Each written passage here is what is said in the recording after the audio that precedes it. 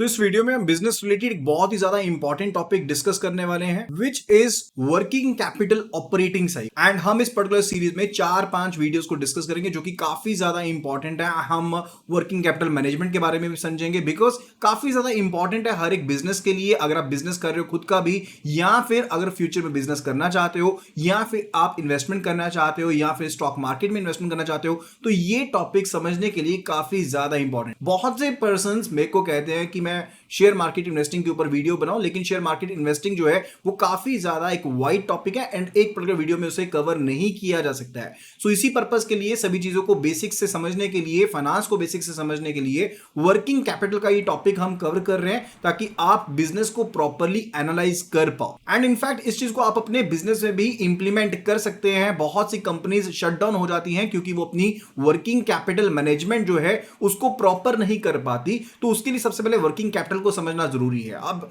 मान लीजिए, इमेजिन कीजिएगा कि आपके पास डे टू डे एक्सपेंसेस को मैनेज करने के लिए पैसा नहीं है। आपके क्रेडिटर्स या फिर जो बैंक है वो आपके दरवाजे पर खड़े हो जाएंगे, वो आपको नोटिस पे नोटिस इशू करते जाएंगे एंड अल्टीमेटली आप लिक्विडेट हो जाएंगे। ये तब होगा अगर आप अपना वर्किंग कैपिटल सही से मैनेज नहीं करते हैं। तो उस केस में आपको लिक्विडेट होने से कोई भी नहीं बचा सकता। लिक्विडेट से हमारा मतलब है कि कोई भी आपको बैंकरप्ट होने से नहीं बचा पाएगा।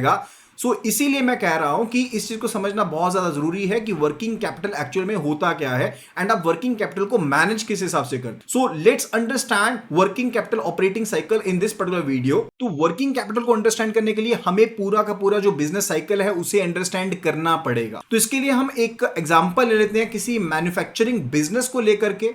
जो यहां पर अपना मैन्युफैक्चरिंग सिस्टम चलाना चाहता है तो उसको पैसा चाहिए रहेगा। तो क्या क्या चीजें चाहिए उनको सबसे पहले समझ लेते हैं। मान लीजिए एबीसी फर्म है जो कि मैन्युफैक्चरिंग का बिजनेस कर रही है। अब सबसे पहले इनको कैश चाहिए ताकि ये रॉ मटेरियल या और जो प्रोडक्ट्स हैं उनको परचेज कर। अब जब ये रॉ मटेरियल को परचेज कर लेंगे, इसके बाद मैन्युफैक्चरिंग का प्रोसेस जो है वो स्टार्ट हो जाएगा। मैन्युफैक्चरिंग का प्रोसेस स्टार्ट करने के बाद रॉ मटेरियल जो है वो वर्क इन प्रोसेस में चला जाएगा एंड जब आपका ये प्रोजेक्ट जो है प्रोसेस कंप्लीट हो जाएगा तब आपके पास चीजें बनकर के रेडी हो जाएंगी जिसको हम फिनिश्ड गुड्स के नाम से जानते हैं। जब ये आपकी फिनिश्ड गुड्स अब तैयार हो गई हैं तब आप इनको सेल करने के लिए मार्केट में ले जाओगे एंड जो भी आपके होलसेलर है, रिटेलर है, वो आपसे गुड्स को परचेज कर लोगे। यानी कि आपने यहां पर मार्केटिंग कर दी है। अब ये जरूरी नहीं है कि आपके जो होलसेलर है, रिटेलर है, आपको एकदम से सीधे तौर पर कैश दे दे, ऐसा हो भी सकता है, लेकिन आपसे वो क्रेडिट पीरियड भी ले सकते हैं। यानी कि उधार के ऊपर आपसे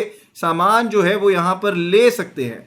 तो यहां पर एक एडिशनल स्टेप क्रिएट हो जाएगा, यानी कि आपका ये प्रोसेस और ज्यादा ड्यूरेशन वाला बन जाएगा। अब ये प्रोसेस डिफरेंट टाइप की इंडस्ट्रीज के लिए अलग अलग हो सकता है। हमने यहां पर सिर्फ और सिर्फ मैन्युफैक्चरिंग बिजनेस की बातचीत करी है। तो जो डेब्टर्स होते हैं, अब जिनको आपने क्रेडिट यानी कि उधार पर सामान दिया है, वो बेसिकली आपके क्या कहलाएंगे, these will be the debtors, जिनको उधार पर आपने पैसा दिया है एंड आप इनको बिल ऑफ एक्सचेंज जैसा इंस्ट्रूमेंट इशू कर सकते हो। यानी कि इनको ऑर्डर दोगे कि आपने हमें इतने टाइम के बाद पैसा देना है, जिस टाइम की पीरियड के बाद ये आपको पैसा भी देंगे। तो इस बिल ऑफ एक्सचेंज का भी एक पर्टिकुलर पीरियड होगा, यानी कि आपको पैसा इमीडिएटली नहीं मिलेगा, आपको पैसा कुछ एक टाइम के बाद मिलने वाला है। अब ये जो पूरा का पूरा जो प्रोसेस है, इस पूरे के प्रोसेस को, यानी कि कैश से शुरू होकर के जब तक कैश वापस नहीं आ जाता, इसी प्रोसेस को हम कैश टू कैश साइकिल भी कहते हैं, या फिर इसी को हम ऑपरेटिंग साइकिल भी कहते हैं, या फिर इसको हम वर्किंग ऑपरेटिंग साइकिल भी कह सकते हैं। अब हम ये देखते हैं कि पूरे के पूरे प्रोसेस में आपको टाइम कितना लग रहा है। आप एक एग्जांपल के थ्रू इसको समझेंगे। अब डिफरेंट स्टेप्स को हम यहां पर पॉइंटर सिस्टम में नोट डाउन कर लेते हैं। लेट्स से केस कि आपने सबसे पहले जो पहला स्टेप था, आपने रॉ मटेरियल जो है उसको परचेज किया है। अब रॉ मटेरियल परचेज किया है, आपको उसको स्टोर भी करना पड़ेगा कहीं ना कहीं पे।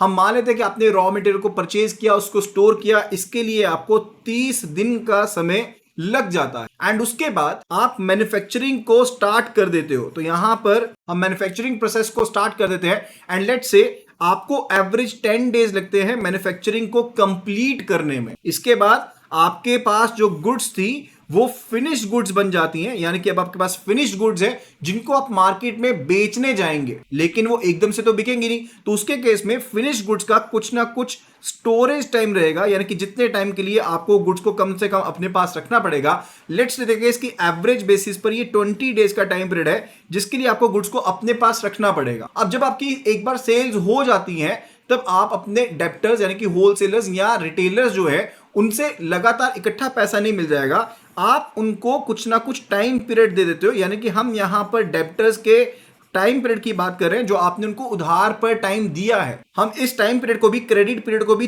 30 दिन का यहां पर मान लेते हैं। तो यहां से आप पूरी की पूरी इंफॉर्मेशन को ले सकते हो and cash to cash cycle को या वर्किंग कैपिटल ऑपरेटिंग साइकिल की ड्यूरेशन को कैलकुलेट कर सकते हो। अब यहां पर जो raw material purchase and hold करने में आपने टाइम लगाया उसको, प्लस आपका मैन्युफैक्चरिंग प्रोसेस में जो टाइम लगा 10 डेज, उसको आपने फिनिश गुड्स को अपने पास स्टोर करके रखा 20 दिन, वो ऐड कर लिए, एंड साथ ही साथ आपके डेप्टर्स को जो टाइम दिया गया उसको भी आपने ऐड कर लिया। तो ये जो टोटल टाइम पीरियड आपके पास निकल करके आता है वो बन जाता है 90 डेज का टाइम पीरियड बन जाता है। यानी कि जो पैसा आपने बिजनेस में लगाया था वो पैसा आपके पास अभी के अभी वापस नहीं आएगा, वो पैसा आपके पास 90 डेज के पीरियड के बाद वापस आने वाला है। अब डेफिनेटली इस पर्टिकुलर टाइम पीरियड के दौरान आपके कुछ एक एक्सपेंसेस हो सकते हैं। एक्सपेंसेस जैसे कि मान लीजिए आपने रॉ मटेरियल को परचेज करना था, तो 90 डेज के दौरान मेरा पैसा वापस आएगा, 90 डेज के बाद पैसा वापस आएगा। इन द करेंट साइकिल हमारे एक्सपेंसेस हो सकते हैं जिनके बारे में हम बात कर रहे हैं।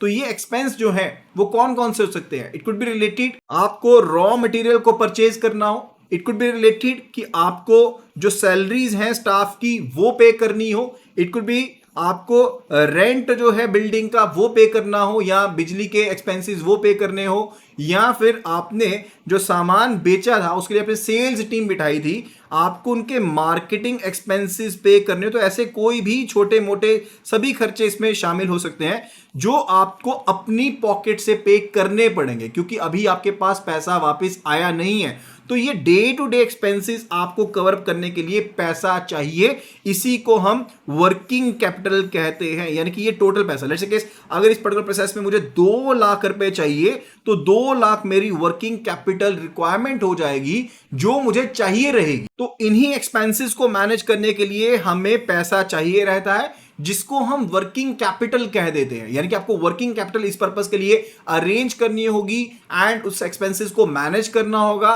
तो आई होप कि आप वर्किंग कैपिटल के कंसेप्ट को समझ गए होंगे and working capital operating cycle के कंसेप्ट को समझ गए होंगे। यानी कि आपके पास पैसे कितने टाइम में आने वाले हैं, उस टाइम के दौरान आपका कितना खर्चा हो रहा है, जो पैसा आपको चाहिए वही आपका वर्किंग कैपिटल कहलाता है। तो इस वीडियो के कंसेप्ट के लिए इतना काफी था। आई होप कि आपको सब चीजें क्लियर हो गई होंगी। नेक्स्ट वीडियो में हम बात करेंगे रिलेटेड कि आप कैलकुलेशन वर्किंग कैपिटल की किस हिसाब से कर सकते हो। सो काइंडली नेक्स्ट वीडियो को बिल्कुल भी मिस ना करना, फटाफट से चैनल को सब्सक्राइब कर लो ताकि जब भी हम कोई नई वीडियो लेकर के आए आपको उसका नोटिफिकेशन जरूर मिल पाए। So that will be all. Thank you so much and see you again in the next video.